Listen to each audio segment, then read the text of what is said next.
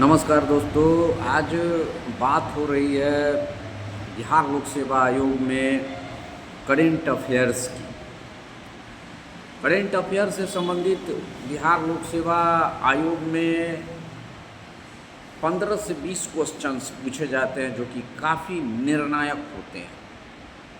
Current affairs के अंतर्गत राष्ट्रीय और अंतर्राष्ट्रीय घटनाएं, अर्थव्यवस्था में होने वाले परिवर्तन, सरकार की कल्याणकारी योजनाएं, केंद्र और राज्य स्तरीय पूर्व की योजनाएं, उनकी प्रगति, उनका तथ्यात्मक विश्लेषण से संबंधित डाटा भी बिहार लोक सेवा आयोग में काफ़ी पूछे जाते हैं। भारत की प्रगति दर, मुद्रास्फीति आदि कई प्रकार के करेंट अफेयर से संबंधित प्रश्न बिहार लोक सेवा आयोग में पूछे जाते रहे।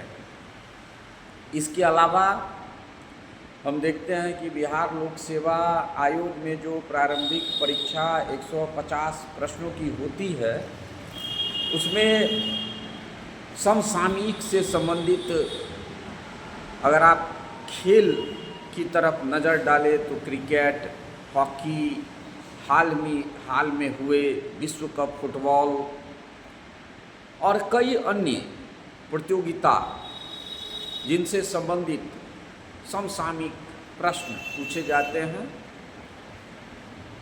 नोबेल पुरस्कार, इसके अलावा रमन मैगसेसे पुरस्कार, फिल्म फेयर अवार्ड और इसी तरह के पुरस्कार से संबंधित प्रश्न भी पूछे जाते हैं, जिसमें विभिन्न राज्यों द्वारा भी पुरस्कार दिया जाता है और केंद्र के द्वारा भी पुरस्कार दिया जाता है। ये सारे प्रश्न इस तरह के पूछे जाते हैं, जैसे सरस्वती सम्मान हुआ, कालिदास सम्मान, अर्जुन पुरस्कार जो खेल की विधा से संबंधित, ये सारे पुरस्कार से संबंधित प्रश्न निश्चित रूप से पूछे जाते रहे हैं।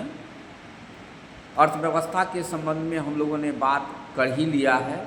इसके अलावा भारत के प्रधानमंत्री, राष्ट्रपति, विभिन्न जो वैश्विक स्तर के सम्मेलन हैं, उनकी बैठकें कब हुई, इवन बिहार लोक सेवा आयोग में कभी कभी उक्त तारीख से संबंधित भी प्रश्न पूछे जाते हैं और जिस स्थल पर ये विश्व स्तरीय सम्मेलन होते हैं उससे संबंधित भी प्रश्न पूछे जाते हैं और कभी कभी राज्य राजधानी, मुद्रा आदि से संबंधित भी प्रश्न पूछे जाते हैं।